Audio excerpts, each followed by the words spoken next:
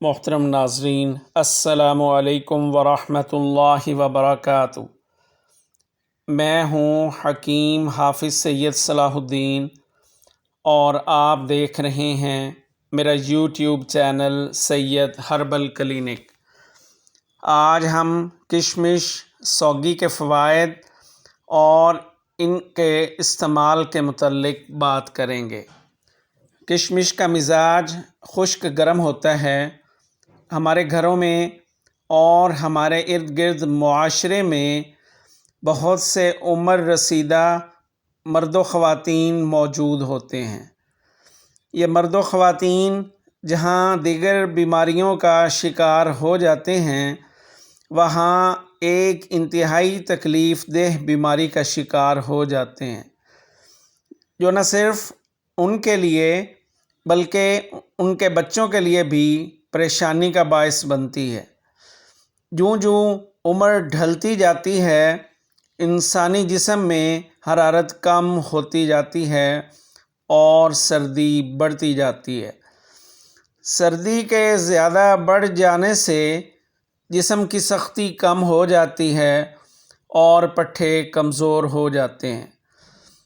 بزرگوں میں چھوٹے پیشاب پر کنٹرول کم ہو جاتا ہے اور بالآخر پیشاب ان کے کپڑوں میں نکلنا شروع ہو جاتا ہے۔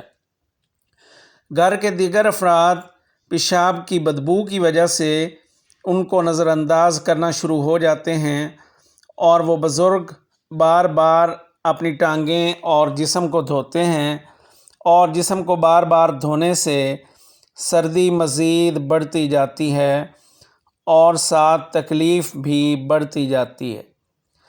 بعض دفعہ فالج کی شکایت ہو جاتی ہے یا وہ سردی کے بڑھنے سے چلنے پھرنے سے معذور ہو جاتے ہیں اور مسلسل لیٹے رہنے سے بیڈ سول بیماری کا شکار ہو جاتے ہیں۔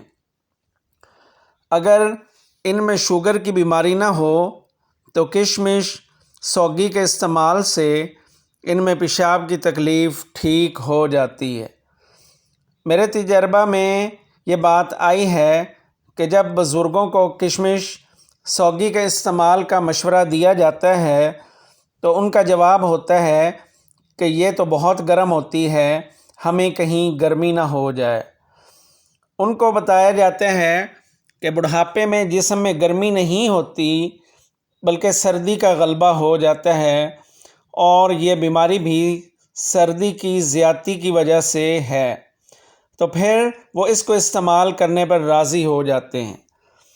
پھر ایک اور مسئلہ سر اٹھا لیتا ہے کہ قریبی لوگ بھی ناسمجھی میں ان کو گرمی سے ڈرا رہے ہوتے ہیں کہ یہ گرم ہوتی ہے اور گرمی ہو جائے گی۔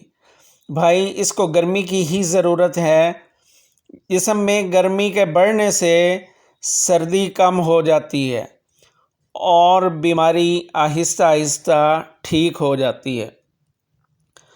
چھوٹی کشمش زیادہ فائدہ مند ہوتی ہے۔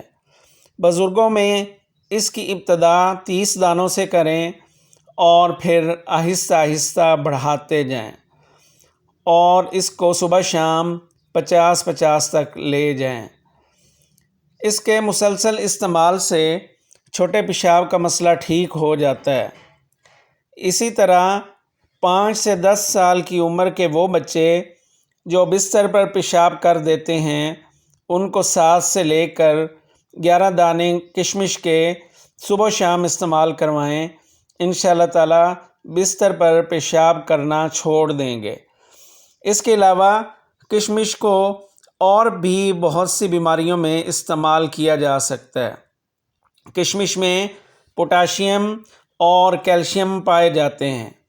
یہ معدے کی تیزابیت کو کم کرتے ہیں۔ اس کے استعمال سے بھوک میں اضافہ ہوتا ہے۔ یہ ذہنی تناؤ کو کم کرتی ہے، خون کی شریانوں کے تناؤ کو کم کرتی ہے اور بلڈ پریشر کو کنٹرول کرتی ہے۔ اس کا استعمال جسم میں بڑھے ہوئے مضر صحت کولیسٹرول کو کم کرتا ہے۔ اس کا دودھ کے ساتھ استعمال خون کی کمی کو دور کرتا ہے۔ اس میں کیلشیم بھی بڑی مقدار میں موجود ہوتی ہے۔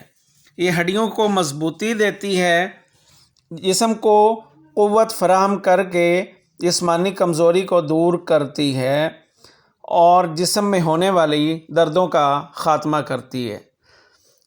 یہ انسانی جلد کو سورج کی ان شعاؤں کے مضر اثرات سے بچاتی ہیں جو کینسر کا باعث بنتی ہیں۔ یہ جسم میں بلغم کی زیادتی کو کنٹرول کرتی ہیں، انسانی جسم میں بڑھاپے کے اثرات کو روکتی ہے اور انسانی جلد کو ٹائٹ رکھ کر اس کو جھریوں سے بچاتی ہے۔ یہ مردانہ طاقت کا خزانہ ہے اور ضعف باہ یعنی مردانہ کمزوری کو ختم کرتی ہے۔ یہ وقت سے پہلے بالوں کو سفید ہونے سے روکتی ہے، بالوں کو گھنا کرتی ہے، بالوں میں چمک پیدا کرتی ہے، پٹھوں کو مضبوط کرتی ہے۔ اگر آپ تھکاوٹ کا شکار ہیں تو اس کا استعمال آپ کی تھکاوٹ کو فوراً دور کر دیتا ہے اور آپ حشاش بشاش ہو جاتے ہیں۔ صبح کے وقت 11 دانے دودھ کے ساتھ استعمال کرنے سے آپ سارا دن تر و تازہ رہتے ہیں اور تھکاوٹ سے محفوظ رہتے ہیں۔ وہ لوگ جو جسمانی مشقت والا کام کرتے ہیں، کشمش کا استعمال ان کو تھکاوٹ سے محفوظ رکھتا ہے۔ اس میں تمام غذاؤں سے زیادہ اینٹی آکسیڈنٹ مادے موجود ہیں جو ماحولیاتی اثر سے انسانی سیلز کو پہنچنے والے نقصان سے محفوظ رکھتے ہیں اور انسانی جلد کو لٹکنے سے محفوظ رکھتے ہیں۔ اس کا استعمال جسم میں بیماریوں کے خلاف قوت مدافعت پیدا کرتا ہے اور اس کو بیماریوں سے محفوظ رکھتا ہے۔ نقصان دہ جراثیموں کا خاتمہ کرتا ہے۔ کشمش وزن کم کرنے میں بھی فائدہ دیتی ہے۔